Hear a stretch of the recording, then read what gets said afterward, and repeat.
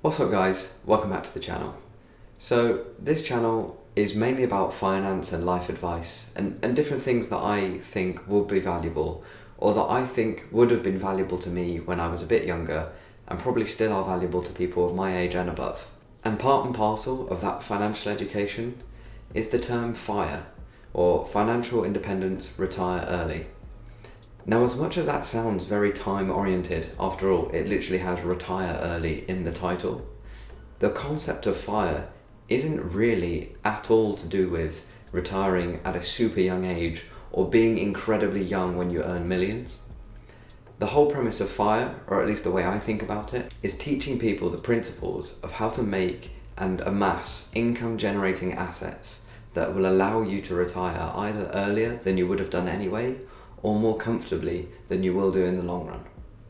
Simply put, the premise of FIRE is just to figure out a way in which you can earn money or decrease your expenses to the point where you can retire and not rely on working for somebody else as your only source of income. One thing that plays as a large factor of FIRE is your minimum retirement number.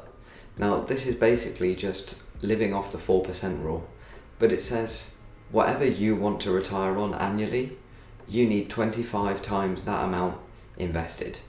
Now, I've gone through the 4% rule before. I'll link the video somewhere around the screen, but it will also be in the description just in case I can't figure out where it goes.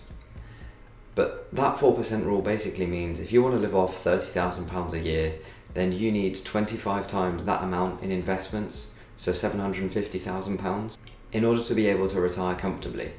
Now, that doesn't have to be in stocks and shares, it could be in income generating assets like rental properties, but it's essentially saying that you need to have £750,000 that's generating income for you, that you can rely on roughly 4% yield in order to retire.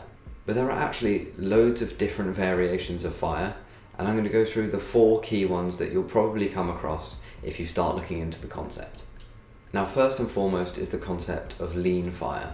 Now, this is the more traditionalist view of FIRE, and it essentially combines calculating your retirement number with being frugal and minimalist.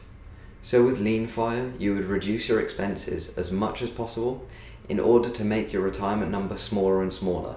Because at the end of the day, the smaller your retirement number, the less you need invested. And the less you need invested, the quicker you can get to that number. So people who are typically followers of Lean F.I.R.E are more likely to, for example, live in the back of a van or live in a small apartment in understated homes or understated living conditions, and who just are as frugal as possible to reduce that number as much as possible. Now, contrastingly to this, there's FatFIRE. Now, with FatFIRE, you're able to retire early because you amass a significant amount of wealth. So in FatFIRE, you live a more luxurious lifestyle. You know, it's the people who have Ferraris, mansions, go out on amazing holidays, but they achieve this by raising huge amounts of money at a very young age.